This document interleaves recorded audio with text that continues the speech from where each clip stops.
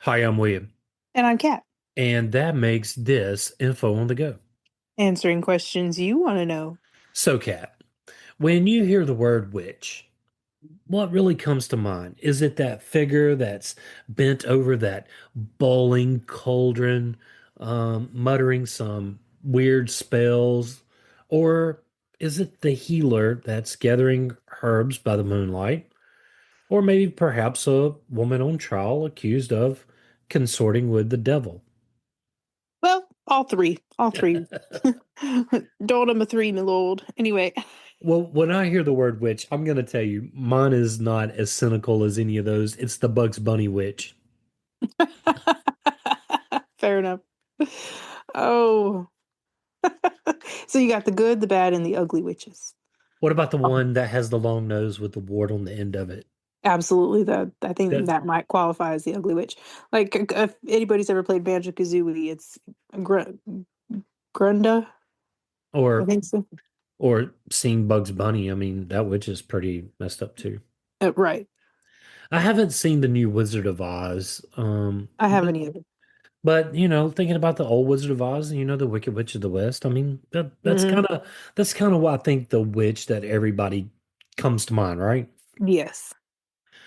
But, and there's always a but, people don't really think of the protective person that has charms, curses, or rituals that connect us with the unseen, right? Right. Right. And for centuries, the word witch has conjured fear, awe, and persecution, but also resilience, survival, and transformation. You know, I guess really we kind of need to explain why witchcraft really matters in history. It kind of gives us a reflection of the relationship with fear and the unknown. It rivals power struggles, religions versus folklore, man versus woman, authority versus marginalized. I, I think of the shaman when you think of witch. I think that's where it really started was with the shamans, right? Right. I mean, but you also have Merlin, who helped King Arthur, the Lady of the Lake, which is arguably a witch, if anybody knows what I'm talking about. I know exactly what you're talking about. Okay, cool. Yeah. But it survives because it adapts from ancient rites to modern neopaganism. Yeah, so in this episode, we're going to kind of trace the history of witchcraft across time and cultures. The origins from ancient Mesopotamia and Greece, where magic and healing overlapped with religion.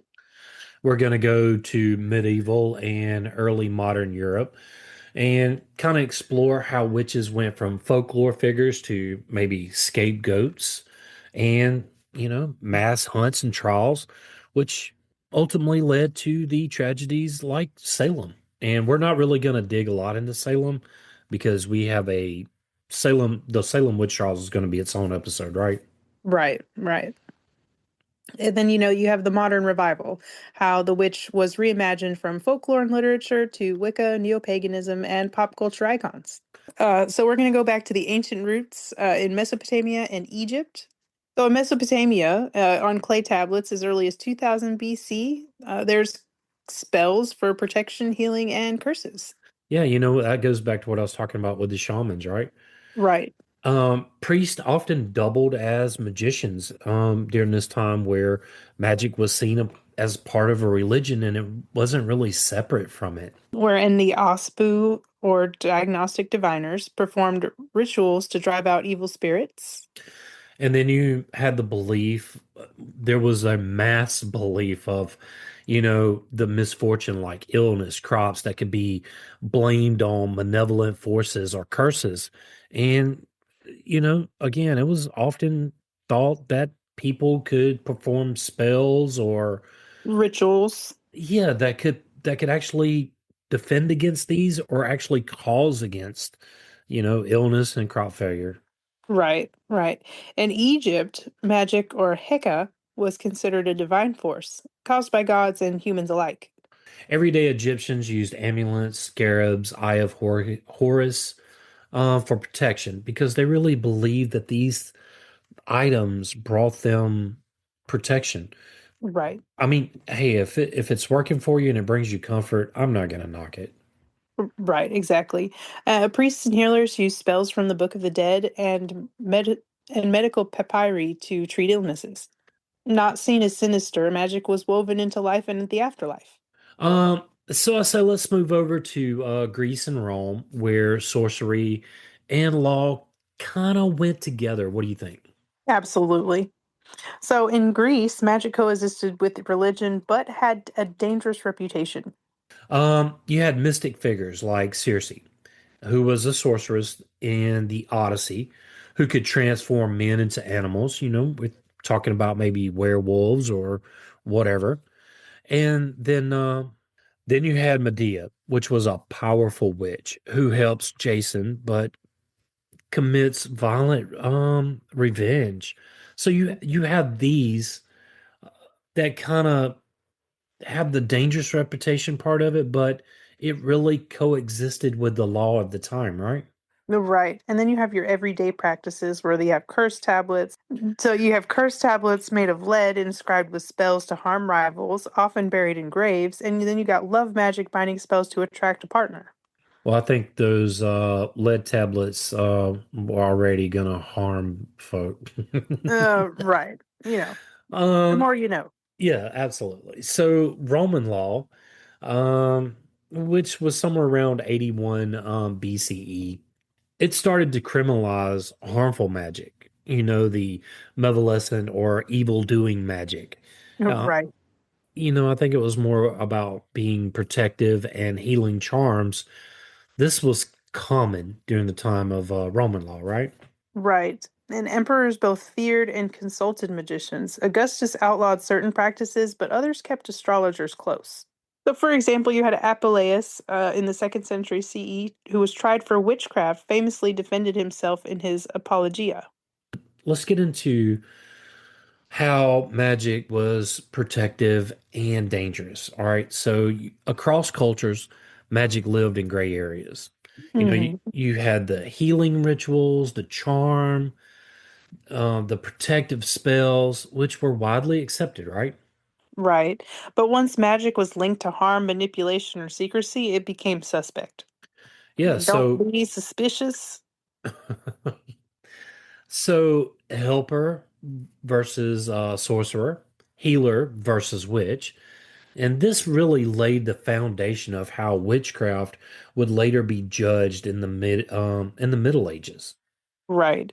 And the same practice that comforts one person can terrify another. Absolutely. What you don't understand, right? Right.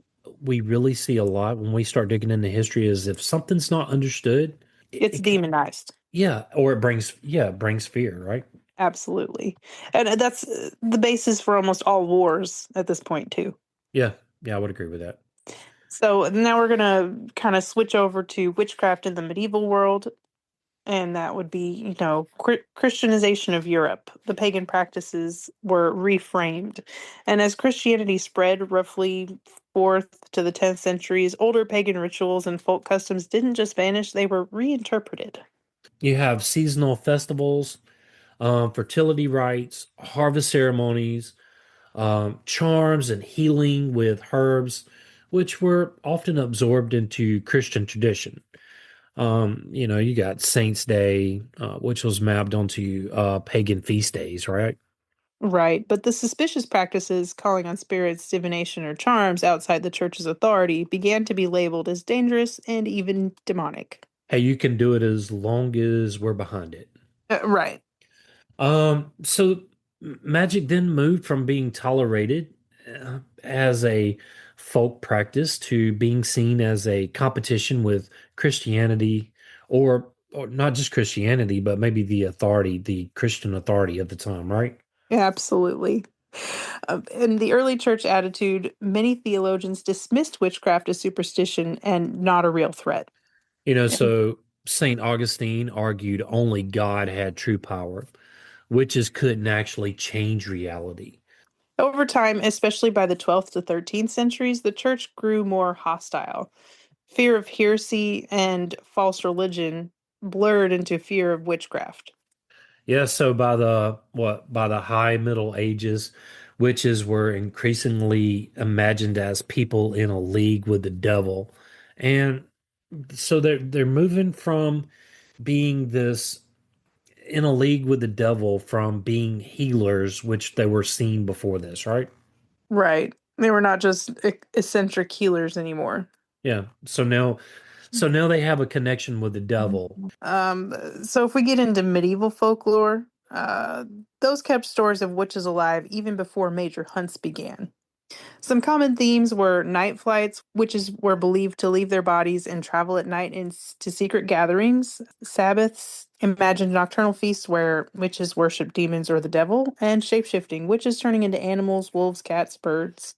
These stories are important as they circulated widely among peasants, even with the church initially brushed them off as fantasy, right? So, by the time the 10th century came around, one of the most important early church texts on witchcraft, it stated women who believed they flew at night with the goddess Diana or Herodias were deluded by the devil, not physically doing these things. Basically, witches' powers were not real, but believing in them was the sin. hmm And this shows the early skeptical stance, where witchcraft is seen as illusion, not an actual threat. Yeah. But by the late Middle Ages, this would shift dramatically. What was once called delusion would soon be treated as reality, and it had some very deadly consequences. Right. So now we're headed into the witch hunts, which was about 1450 to 1750. This 300-year span marks the most intense wave of persecutions in Europe and the American colonies. To put this into context, a world of turmoil, plague, famine, wars, reformation, and policy instability. And like we talked about earlier, people sought out scapegoats for misfortune. They put belief in the witches were causing these plagues and famines and all this unrest, and that's really how all this started, right? Right. So the Malleus Maleficarum in 1487 was written by Heinrich Kramer, a Dominican inquisitor, and published with church approval. And the title means the hammer of witches. The purpose was to prove that witches existed and must be hunted down.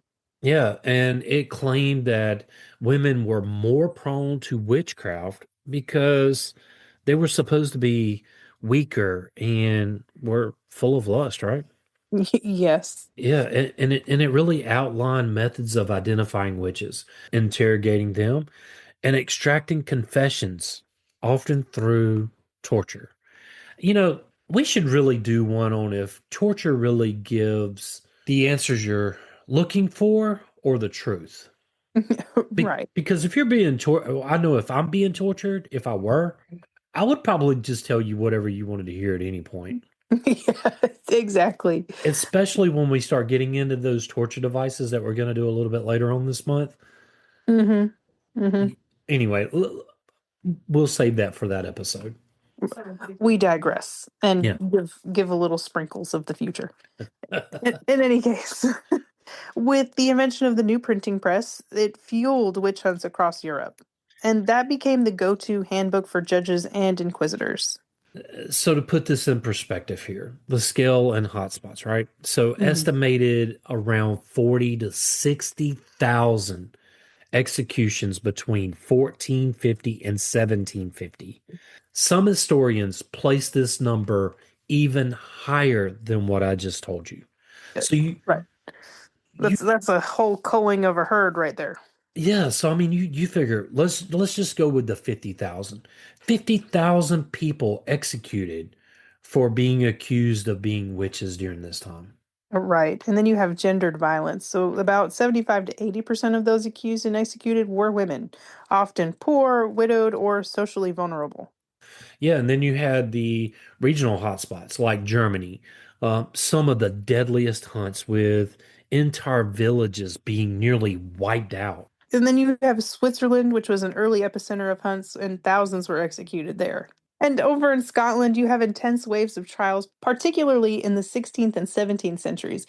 But it wasn't all uniform, right? So you had parts of Europe like Spain and Italy, which saw fewer executions, often because the courts demanded stricter evidence than secular courts. So, in other Right. words, they actually required proof, whereas in these other courts, you could just go and say, That's a witch. I I saw her doing the black magic.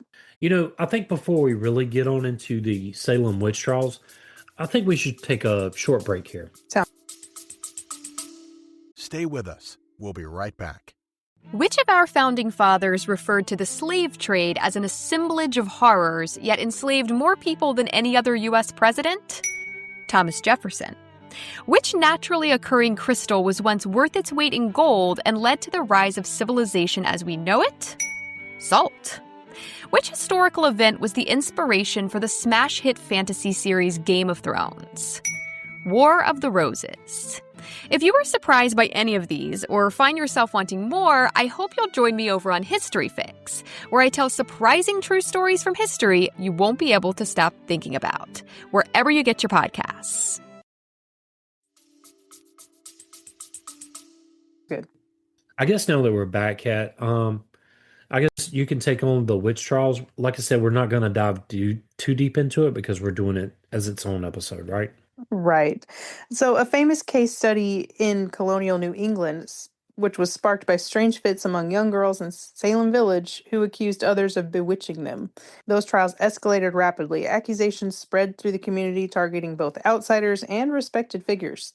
Yeah, and so the results was around 200 people were accused, 20 were executed, 19 hanged, one pressed to death with stones, and I can't wait to tell you about that in our witch trials.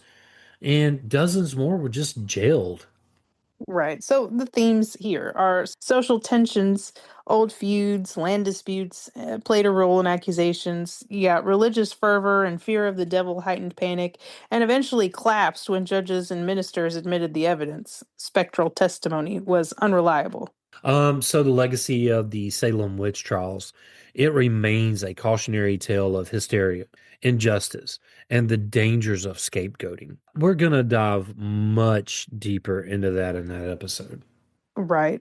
And so, why did these manhunts happen? So let's start with gender. Women were disproportionately accused of being witches, and because they were often those on the margins of healers, widows, midwives. The hunts really reflect the deep anxiety about women's role in and being independent. Hmm. So again, we go back to what we talked about in the beginning, which is in the beginning, we're seen as healers or shamans, and somehow or another they transition into being able to have access to the devil, right? Right. Not the devil. The devil made me do it. The devil made me do it the first time. I did it on my own the second time. So, and then you got power and authority. The accusations often reinforced church and state control, and witch trials reminded communities who had the power to define the truth and punish deviation. Then you got fear of the other, quote. Uh, Witches embodied society's anxieties about misfortune, difference, and the devil's presence in everyday life. Yeah, so the collective panic, witch hunts show how fear can spread rapidly, overriding reason and justice. I mean, basically, these people were just saying, "Hey, this person's a witch just because I don't really know what they do in their house." Right. They're being suspicious. They're up late at night Yeah. doing stuff with the moon. So by the 18th century, skepticism began to rise. Science, rationale started to kind of change the legal standards, and it really chipped away at the belief of witches. But before that, tens of thousands had already paid with their lives. And Yeah, that set the stage for the decline of witch hunts and the Enlightenment, which, the next turn in the story. yeah. So the changing attitudes and the skepticism on the rise. So by the late 1600s and into the 1700s, belief in witches as a real, immediate danger really kind of just began to wane away. Right. And then you got the scientific revolution. Think Galileo, Newton. They really encouraged expansions and rooted in natural causes, not supernatural ones. Yeah, so the Enlightenment, it emphasized reason, skepticism, and rationality. Put all this together. Hey, could this person really fly? Could this really happen? Educated elites, judges, philosophers, scientists, they really began to openly question whether witchcraft was real at all. the turning point really here was some of the courts started demanding stronger evidence, making convictions much harder. In other words, you couldn't just go to the courts and say, "Hey, I, William, think Kat's a witch, and you know what? Put her in the Duncan chair. If she drowns, she's not a witch, and if she doesn't, we need to drown her anyway." Right. So religion still mattered, but the devil's hand in everyday misfortune no longer seemed as persuasive. So the last executions in the witch trials didn't really disappear overnight, but they kind of unevenly kind of faded across Europe, right? Right. They just started in little patches and just kind of spread their way over. Right. By the early 18th century, executions were rare, but isolated cases still occurred. Yeah, Anna Gold in Switzerland in 1782 was often called the last witch executed in Europe. Accused of bewitching a child by putting pins in her foot, officially charged with poisoning rather than witchcraft, but widely seen as a witch trial in disguise. Yeah, and executed by beheading long after most of Europe had abandoned such practices. Her case symbolized the final flicker of the witch hunt era, superstition clashing with an age of reason. Witchcraft reframed from threat to folklore, and by the late 18th century, witchcraft was no longer treated as a serious danger. Instead, it became part of folklore, role superstition, and storytelling. Witches lived on in fairy tales, the Grimm's fairy tales, Perrault, cautionary legends, and village gossip. That gingerbread house, Oof. yeah, Yeah, trying I to mean, those were some wild stories. Okay, if you actually read them, there are some morbid, messed up stories. the originals, yes, they are very morbid. Very. Like Um, hot shoes instead of glass slippers, kind of morbid. yes, we should do one on the Grimm fairy tales. Absolutely. That should be part of our October episodes too. So the figure of the witch transformed, which was a feared criminal to cultural curiosity to a symbol in literature, right? And some scholars of the time treated witch beliefs as remnants of primitive superstition rather than evidence of demonic reality. So the Enlightenment didn't really erase witches from the imagination. It just kind of relocated them, right? hmm And no longer in the courtroom or execution ground, now in folklore, literature, and cultural memory of persecution. Yeah, so let's kind of switch gears here and go to the 19th and 20th century. hmm So in the 19th and 20th century, folklore revival and witches were just kind of being romanticized, right? So after the Enlightenment ended and the hunts, witches didn't disappear, they survived in stories and imagination. Yeah, so folklore revival around, like I said, in the 1800s, scholars and collectors like the Brothers Grimm started together fairy tales that featured witches as figures of menace, mystery, or really kind of comic relief, like in Bugs Bunny. And then you got literary portrayals like Shakespeare's Macbeth, earlier but still hugely influential in the 19th century. The weird sisters shaping fate and chaos.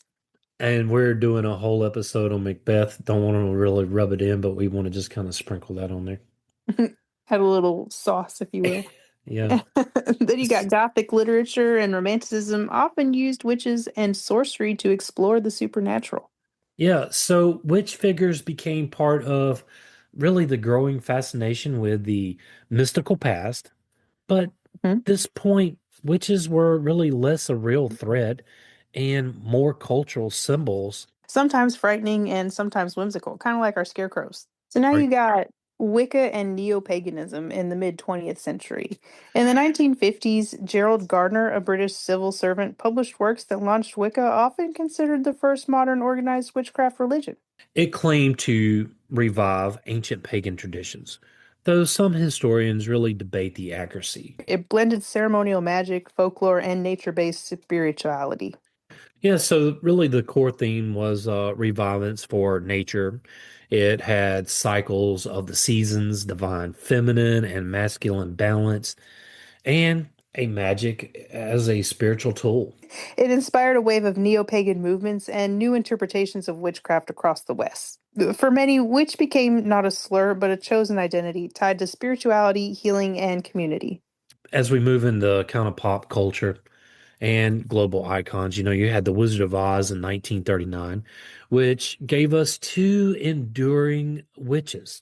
You had the Wicked Witch of the West, which was the green villain, right? And then you had Galunda the Good Witch, that was there to kind of guide Dorothy and her friends off to get the ruby slippers. Mm-hmm. And by the mid 20th century, in TV and film, you got Bewitched in the 1960s, the suburban witch Samantha, blending everyday life with magic. That was one of my grandma's favorite shows. I love that. Man, when I would get home from school, that would be the show that would be on. And My Three Sons. I'm gonna have to find Bewitched because I remember seeing a few episodes here and there, of course. And then later you have The Craft, which is one of my favorites too. That was in 1996. You got Practical Magic, another great one. Put the lime in the coconut in 1998, and then Charmed, which I have the entire box set in a Book of Shadows from 1998 to 2006. Did you say put the lime in the coconut? I did. Man, do you remember that Coke commercial that was like, put the lime in the coconut?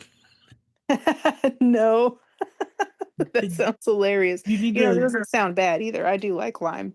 It was actually a pretty good drink. I mean, it didn't stick around for very long, but now I know where it came from because literally that was the commercial. Put the lime in the Coke, you nut. That's funny. All right, That's fu- let's move over to the 21st century. So you got the Harry Potter books and films from the 1990s to the 2000s, which really kind of brought witches and wizards into the mainstream fantasy. Then you had the American Horror Story. The American Horror Story Coven in 2013 highlighted witches as powerful, complex, often feminist figures. Pop culture keeps reimagining witches to reflect current culture anxieties, from villains to heroes, and from outsiders to insiders and to leaders. Leaders. Right. So then you got the witches as symbols of empowerment. In recent decades, the witch has become a political and cultural icon. Yeah, it's associated with feminism, rebellion, and independence. Hex the patriarchy and protest the movements using witch imagery. Social media communities, whatever platform you want to use, where young people share spells, rituals, and spiritual practices. Right. And a lot of that is also passed down through generations, too, because it has always been kind of a taboo subject to talk about. Yeah, I would agree with that. So, and the witch is a resistance, a figure standing against oppression, embodying self-determination and empowerment. So I guess really it kind of flips history on its head here. What once was a label used to persecute has now somehow been turned into a badge of strength, right? Hmm. What witches tell us about ourselves? And that poses the bigger question. Why have humans been obsessed with witches for so long? Well, here's some other reflections. Witches have been a mirror of what societies feared most, right? Mhm. Disease, famine, outsiders, women's independence, and the devil. Not the devil. And God forbid women have independence. So then you got power. The accusations of witchcraft were often about control of women, of dissenters, and of the marginalized. Who wants to fit in that square box, okay? Yeah, so today, the witch as a symbol of resistance really reminds us that what once inspired terror has really kind of now inspired strength. Hmm. Yeah, did you pick this one, or I don't really remember where this idea came from. I think I did. Yeah. I think it came from where we were talking about Wicca, and I wasn't sure what that was, and you was like, "What?" Yeah. Okay. Yeah. Um, I found this to be very fascinating. I mean, kind of knew the origins of witches started as like healers and really kind of got pushed into the forefront of being connected with, I guess, what devil worshiping or calling on dark spirits. Uh, Right. But did you realize that Christianity just kind of took over pagan beliefs and you know, reimagined them? if you look at it through history, even not just Christianity, but you look at all religions, I Hmm. think you're going to find that line where they cut off of, hey, this is the way that our religion does things. And back in the day, religious persecution was a huge thing. And Yeah.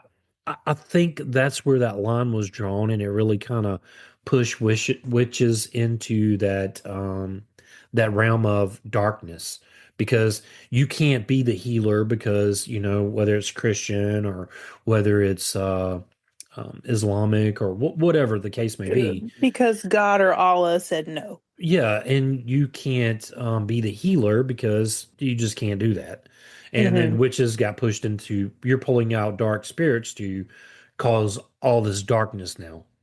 Right. The devil. You're doing the devil's work. I So, found this to be extremely fascinating. me too. Me too. I you're gonna have to watch American Horror Story now. Okay, I will take that on. I'll kind of look it up. I'll watch it this October and I'll get back to you. And apparently practical magic. Practical Magic. Yes. Yeah, I've never seen that It's either. Sandra Bullock and Nicole Kidman. Uh, They're coming out with a second one this year. So you're gonna have to watch it. Maybe I have seen that one. I don't know. The American Horror Story. Okay, I'm gonna catch it. There's like 7 seasons. I kind of fell off after like 4 or 5 because it Well, got wild. I'll probably just watch the first two or three. The first three are probably the best. Okay.